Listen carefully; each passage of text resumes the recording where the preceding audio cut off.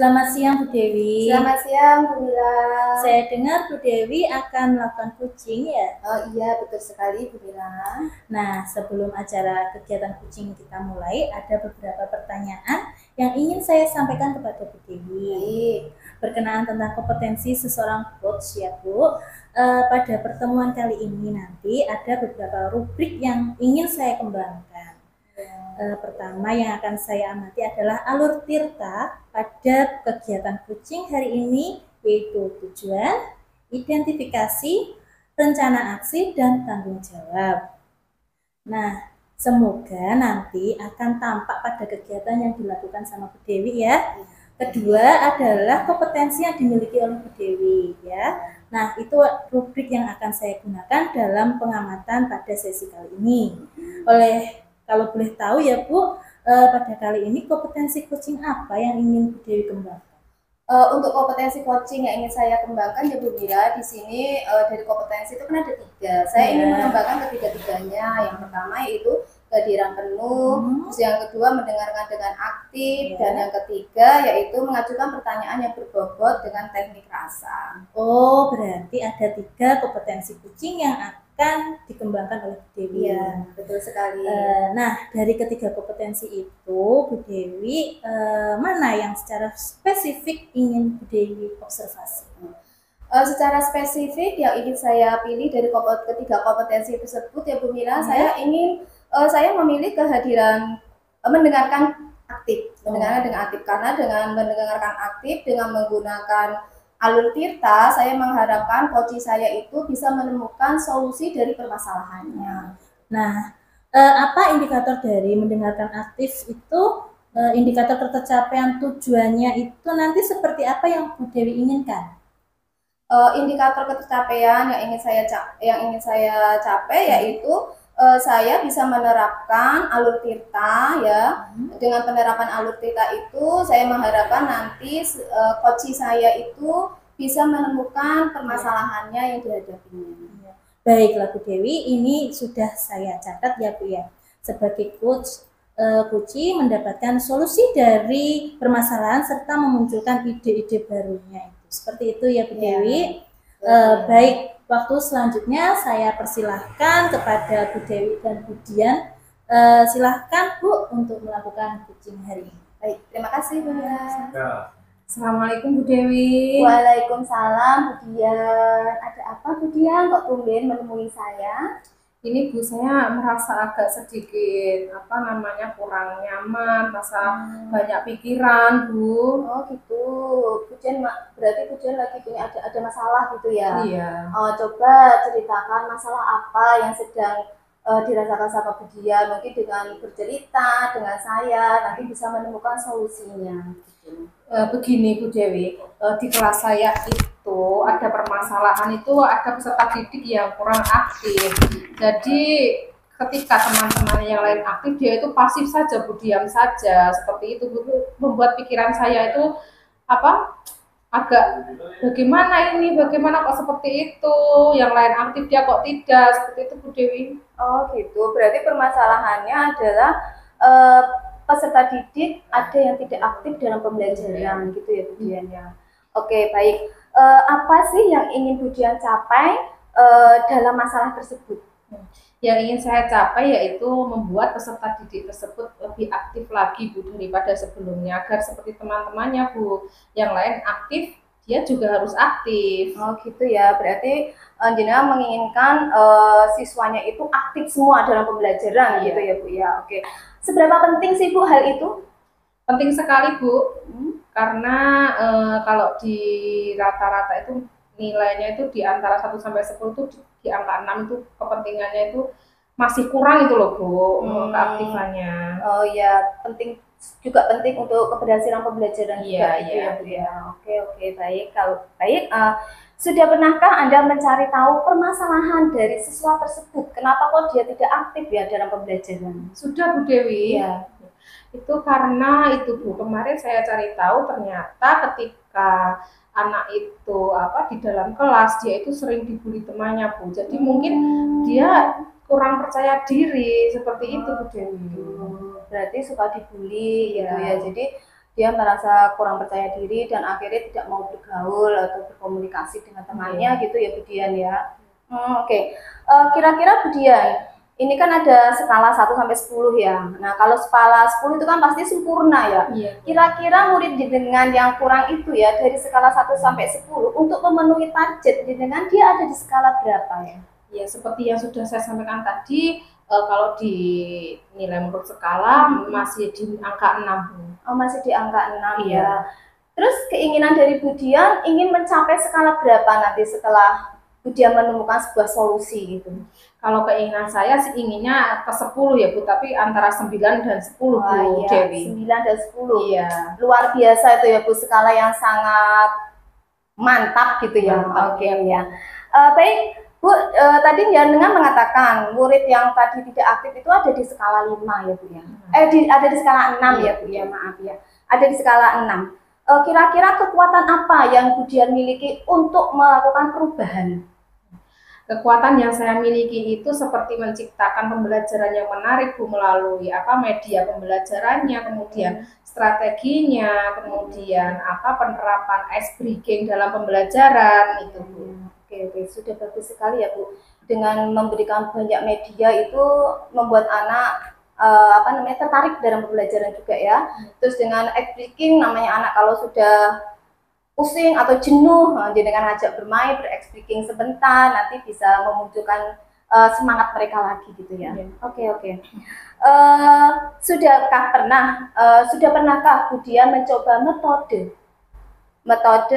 pembelajaran yang dapat membuat siswa tersebut itu aktif dalam pembelajaran?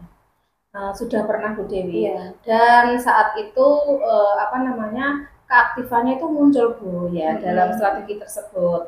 Misalkan dalam penggunaan media juga nih Bu, saya setelkan LCD itu dia tertarik sekali, aktif. Kemudian kalau kembali tidak itu lagi, kembali lagi seperti itu Bu. Mungkin memang diperlukan yang namanya pembelajaran yang menarik ya Bu, agar anak aktif ya Bu ya. Aktif ya dalam pembelajaran. Oke. Dengan metode yang telah Bu Dian terapkan seperti tadi, menyetelkan video pembelajaran gitu kan, anak-anak jadi terlihat lebih aktif itu ya. Seberapa besar tingkat keberhasilannya itu Bu Dian? Antara 8 sampai 9. Antara 8 sampai 9 ya. Jadi anak tersebut itu ikut aktif akhirnya ya dalam pembelajaran gitu ya. Oke. Apa rencana Bu Dian untuk kedepannya dan bagaimana langkahnya? Rencana kedepannya yaitu saya akan belajar lagi mungkin dari YouTube atau dari komunitas belajar untuk menciptakan pembelajaran yang lebih menarik lagi Bu, untuk saya terapkan di kelas agar anak tersebut tidak hanya satu tapi semuanya agar aktif di dalam pembelajaran gitu ya. Terus mungkin mempersiapkan yang lainnya, bahan-bahan ya seperti modul ajarnya kemudian medianya, kemudian strateginya ya. Sudah bagus sekali itu ya Bu Dian metodenya. Terus apa rencana Bu Dian untuk kedepannya? Selanjutnya siapa yang akan Anda libatkan dalam rencana tersebut Bu? Ada mungkin seseorang yang Anda libatkan untuk memenuhi rencana target Anda tersebut? Ya, teman sejawat Bu pastinya ya, untuk membantu saya dalam mempersiapkan tersebut. Kalau saya sendiri, saya rasa untuk memecahkan masalah ini kurang bisa ya Bu. Saya membutuhkan bantuan teman sejawat untuk menyelesaikan ini, membantu saya membuat pembelajaran yang menarik. Kemudian saya mencari ilmu-ilmu baru tentang bagaimana sih pembelajaran yang menarik itu, medianya seperti apa, SPK yang fresh, yang baru-baru gitu ya. Oke, memang sangat dibutuhkan sekali ya Bu Dian, kita berkolaborasi dengan rekan sejawat. Jadi kalau kita memiliki masalah atau apa, kita bisa sharing dengan rekan sejawat kita sehingga kita bisa menemukan solusi dari masalah tersebut gitu ya. Oke, kapan rencana itu akan dengan terapkan Bu Dian, akan Anda laksanakan? Mungkin lusa Bu Dewi, segera mungkin ya saya laksanakan. Mungkin kalau lama-kelamaan nanti anak mungkin akan lebih pasif mungkin ya Bu, kalau tidak segera dilaksanakan ya Bu. Permasalahan biar cepat selesai gitu ya maksudnya ya. Berarti lebih baik lebih cepat lebih baik gitu ya Bu Dian untuk menyelesaikan solusi masalah tersebut ya. Oke. Kira-kira apa nanti yang menjadi indikator keberhasilan dari rencana tersebut?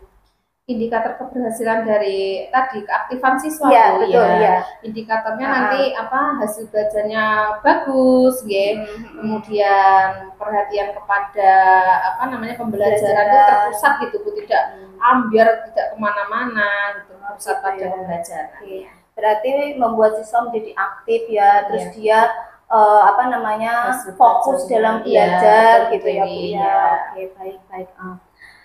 Terus selanjutnya Bu Dian, komitmen apa yang akan Anda lakukan untuk menjalankan rencana itu?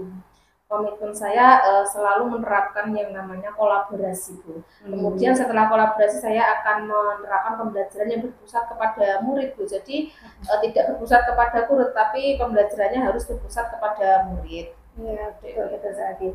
Pembelajaran memang harus berpusat kepada murid ya Bu. Kalau masih berpusat pada guru, nanti muridnya tidak kreatif gitu ya. Oke, betul sekali. Terus dukungan apa yang jenengan butuhkan? Dukungan yang saya butuhkan itu adalah mungkin yang pertama dari peserta didik pasti ya Bu ya, dukungannya ya. Kemudian yang kedua dari teman sejawat harus mendukung, kemudian membantu saya. Teman sejawat yang baik akan mendukung kegiatan kita Bu pastinya ya Bu ya. Kemudian dari kepala sekolah juga bisa Bu ya. Dengan dukungan dari kepala sekolah membuat kita akan bersemangat Bu dalam menciptakan pembelajaran yang menarik dan berpusat pada siswa. Iya, betul sekali Bu Dian. Apa namanya, komitmen dan target-target yang Bu Dian utarakan tadi sudah bagus sekali sih untuk perbaikan dari permasalahan Bu Dian tadi ya. Nah, kita ini kan sudah ngobrol panjang lebar tadi ya Bu Dian. Sudah panjang lebar ngobrolnya. Apa sih yang Anda dapatkan dari perbincangan kita hari ini? Saya merasa lega Bu Dewi, bisa apa namanya curhat kepada Bu Dewi. Saya menemukan solusi atas permasalahan saya. Jadi perasaan saya sudah mulai lega Bu.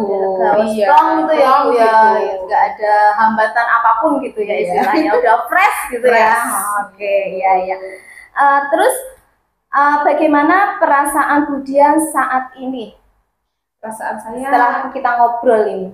Senang Bu, sudah tidak pikiran lagi ya. Yang awalnya saya pikir sendiri kan, sekarang saya melakukan bercerita ke Bu Dewi, jadi saya merasa plong, merasa senang, lega, sudah tidak beban pikiran lagi.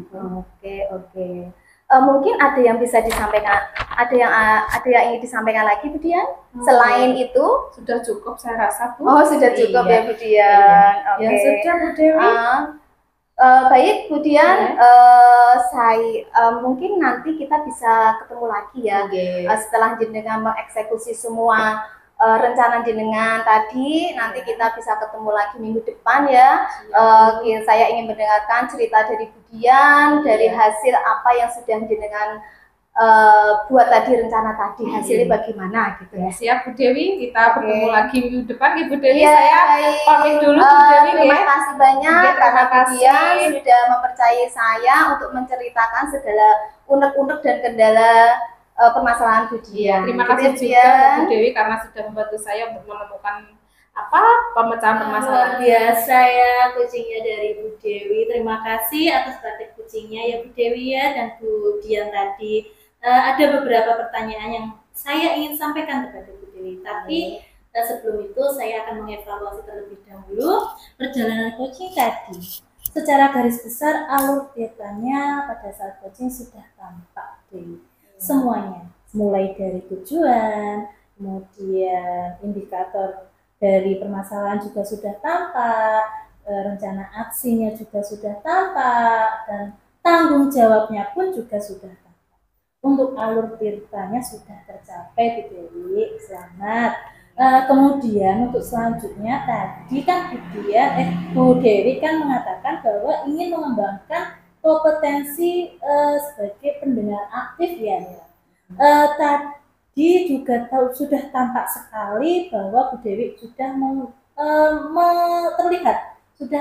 terlihat bahwa Bu Dewi itu sudah mendengarkan aktif, sehingga coach itu menemukan solusi atas permasalahannya ya.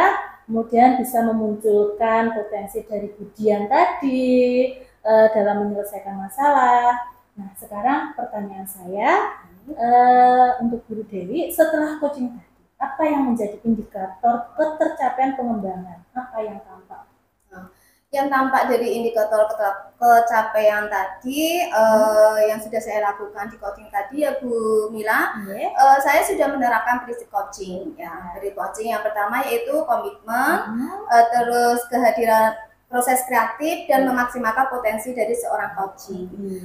Dan kemudian kompetensi inti juga sudah saya terapkan ya, di kehadiran penuh, mendengarkan aktif, dan memberikan pertanyaan-pertanyaan yang berbobot kepada coaching.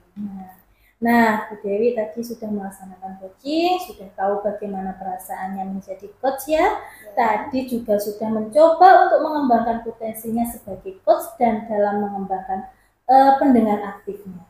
Nah, untuk coaching yang akan datang lagi, misalnya kompetensi apa lagi yang ingin Bu Dewi kembangkan berdasarkan pengalaman pada coaching hari ini? Kompetensi yang ingin saya kembangkan semua kompetensi Bu Mila ya. Karena dengan mengembangkan semua kompetensi akan membuat lebih tajam dalam proses saya menjadi seorang coach untuk dapat menyelesaikan masalah coaching tersebut ya. Terus saya juga akan terus berlatih ya, berlatih coaching dengan menggunakan alur tirta gitu ya. Dan menyelesaikan dengan alur tirta supaya bisa menyelesaikan permasalahan dari coaching tersebut. Jadi saya intinya akan terus belajar. Nah, luar biasa sekali ya Bu Dewi ya. Terima kasih atas waktunya. Sudah cukup saya ucapkan kepada Bu Dewi selamat. Kepada Bu Dian juga tadi. Akhir kata dari saya, wassalamualaikum warahmatullahi wabarakatuh. Terima kasih Bu Mila. Waalaikumsalam warahmatullahi wabarakatuh.